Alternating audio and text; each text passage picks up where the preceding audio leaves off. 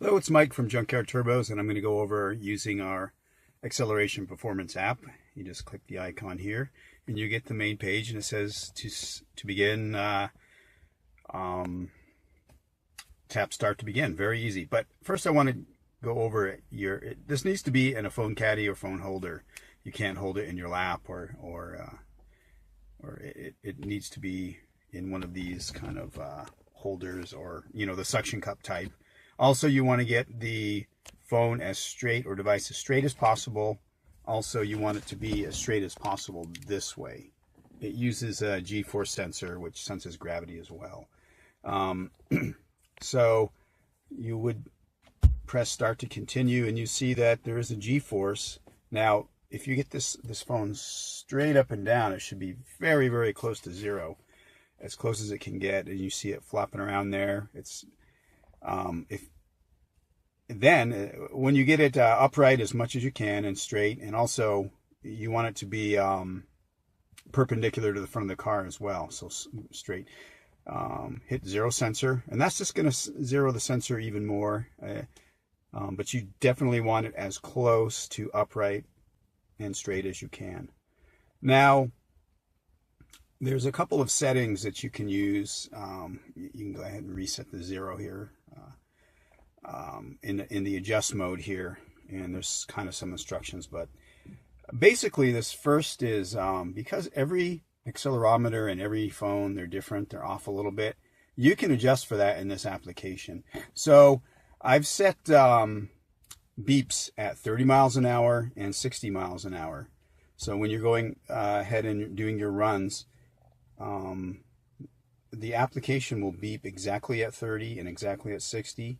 Match that up to your speedometer. If you don't have a speedometer, match it up to a GPS speedometer. That's how you're going to calibrate this. This application should beep exactly when your speedometer, your corrected speedometer, is at 30 and 60. Once that's set up correctly, you know that this is going to give you accurate quarter mile, 100, and eighth mile times. So I've gone ahead and set, on my car, I can set a speed warning. I've set it at 60. That way I know I don't have to look back at my speedometer. It'll warn me when I hit 60, and I know my speedometer is exact.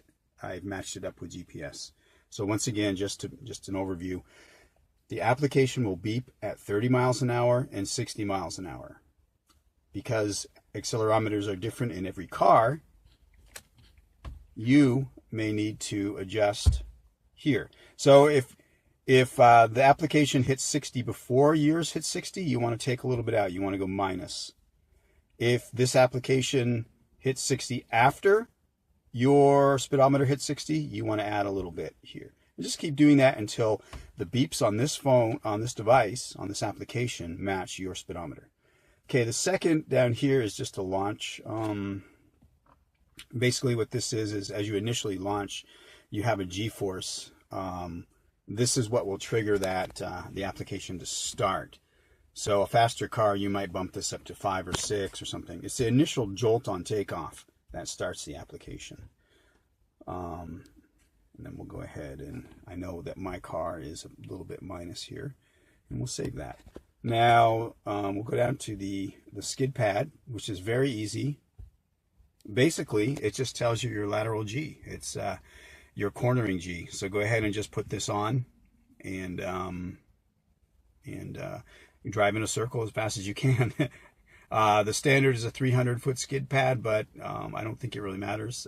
You'll see your maximum G-force here, and then your current G-force here, and you can reset the max and try again. It's kind of a fun little to see what your G-force is. So let's go home. And now I'm going to go ahead and do a live run, and we'll see how it goes. All right. So I'm going to do a test run here. I'm going to go ahead and start, zero the sensor, and get the turbo boosted up there, and go. Let's see how she does. 30,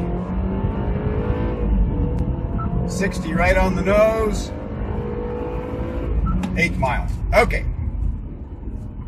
So I'm going to go ahead and stop this Let's see how we did. That's exactly right on for my car.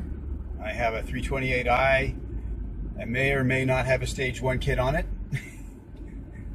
But anyway, that is very accurate for my car. 0 to 60 in the mid 5s, 8th mile at 9:30, and that's been verified as well. So there you go. That's how you use it. And happy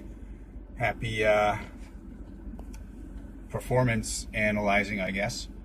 I really want this app to be successful as a tool for people who are sports car and muscle car enthusiasts, and people who are into modifying their cars that don't have access to a track all the time.